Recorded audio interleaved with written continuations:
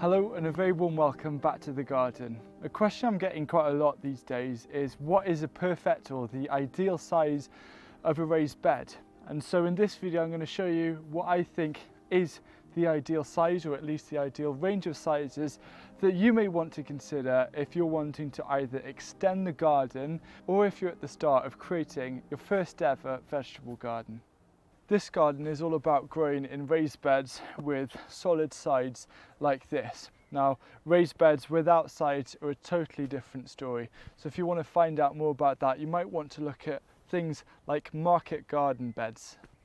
When it comes to raised bed sizes, the most important thing for me is for it to be as ergonomical as possible to work around. I don't want to be regretting particular sizes. And the first thing to explore is talking about the maximum and minimum width I believe a raised bed should be. As the years have progressed, the garden has changed and evolved. Originally, all the beds are around 6 foot wide. Now, it's totally doable. What you need is to have something like a plank in order to walk on it and reach the middle. But as time has progressed, this garden has downsized in terms of the size of beds that we're making. Up until last year, where I'm standing right now, used to be 3 wider, longer beds, but these have been replaced with 6 smaller beds, and there's a reason why I've done this.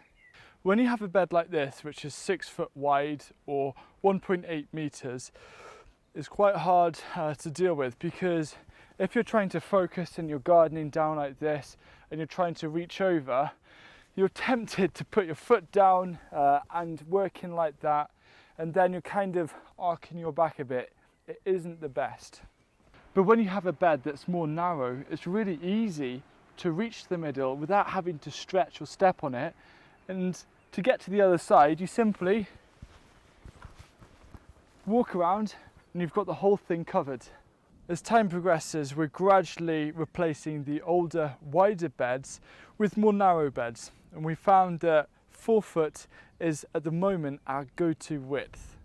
I find 4 foot to be the perfect size because it allows me to get maximum coverage without having to reach over too much, and because of that, it means in terms of pathway to growing area ratio, that increases. You can obviously create raised beds that aren't as wide. This here is around 45 centimeters, so 2 foot. I wouldn't go any smaller than that, because then you're kind of getting to window box territory.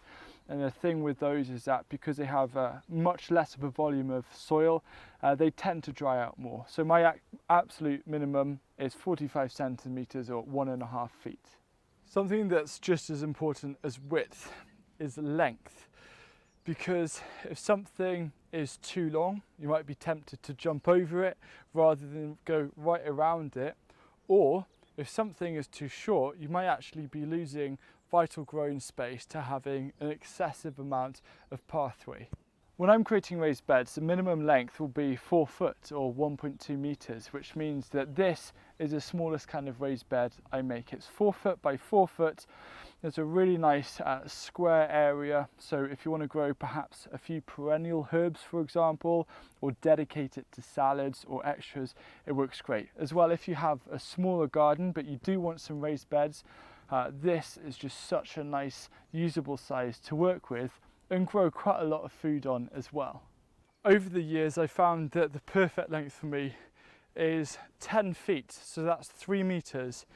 Any longer, and honestly, I'll look at the end of the bed and I'm like, do I really have to walk all the way around there or all the way around there? I could just hop over. Maybe that's not the safest thing to do, so I found the sweet spot in terms of length, and considering not having too much of the garden used up as paths, is 10 foot long. The next question is, how deep should raised beds be? So you're going to love the answer. The answer is, it depends.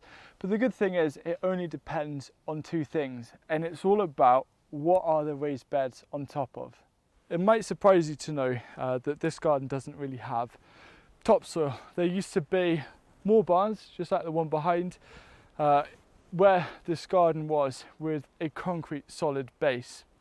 And that means that because of having a lack of topsoil, the height of the raised beds needs to be a little bigger. So if you're building raised beds on hard ground, you want to aim for your beds to be at least 30 centimetres high in order for you to grow the widest variety as possible. You can always make your beds taller later on, but aim for a standard of 30 centimetres. If your garden has quite a deep topsoil layer, you might actually want to consider having shorter raised beds, say 20 centimetres. I personally wouldn't go lower than this because then you're starting to lose some of the unique benefits of raised beds with sides. One of them being raised above the ground, meaning you don't have to constantly be stretching down too far. And if you have a bad back, that might be something you want to consider. When it comes to raised beds under cover, it's a different story. In terms of height, you want at least 30 centimetres. For length, I'm not too worried. I know that undercover growing space is so precious. I'm okay to walk right around this long section of raised bed. This raised bed in the middle is 4 foot wide, so I can get maximum coverage on both sides. But when you're undercover, you usually are growing up against the side. So at an absolute maximum, I want the beds to be around 3 foot wide. These here are around 2.5 foot, so I can still get quite a good reach, but if it was 4 foot, it would mean that it would be really awkward because I can't go around the other side because there's no pathway behind this bed. So that's roughly the ideal raised bed size I like to aim for. 1 foot deep, 4 foot wide and 10 foot long. Now if you've created a load of raised beds or you're trying to extend your garden and you're worried about how to make a planting plan in order to get the most from it, then you can check out a course that I've made. It's an online course called the Productive Planting Plan, which is designed for you to have abundance of food year round, and you can get 20% off using the coupon code PLAN20, and there's more info down below. This course is going to show you how to create a planting plan for your garden that not only provides an abundance of food, but also loads of satisfaction and enjoyment throughout the growing season. You're going to learn how to create a bespoke planting plan that is tailored to your climate and also to your needs. And a monthly planting plan is simply an upgraded version of an annual planting plan with the sole goal of you being able to get more from your growing space.